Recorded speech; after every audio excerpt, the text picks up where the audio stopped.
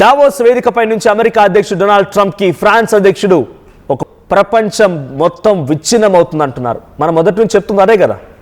ఆయన అహంకారం, ఆయన బలుపు, ఆయన వెర్రితనం, లేకపోతే ఒక బాలకాలి, ఇదంతా కూడా ఆయన చేసే ప్రవర్తన మొత్తం ప్రపంచ దేశాలపైన చాలా ప్రభావాన్ని చూపుతుంది. పాపం వాళ్ళకి చాలా ఆలస్యంగా అర్థమైంది ఈ అంశం. యూరోపియన్ దేశాలకి అమెరికాతో మిత్రత్వంగా ఉన్నటువంటి నాటో, యూరోపియన్ దేశాలంటే కూడా చాలా ఆలస్యంగా అర్థమైంది. అడ్డు అదుపు లేకుండా ఇష్టం వచ్చినట్టుగా సుంకాలు విధిస్తున్నారని చెప్పి మెక్రాన్ అన్నారు, ఫ్రాన్స్ అధ్యక్షుడు. దీంతో పాటుగా యూరోప్లో అనేక రెడ్ లైన్లు దాటేశారు అని చెప్పి బెల్జియం ప్రధాని ఇంకో స్టేట్మెంట్ చేశారు.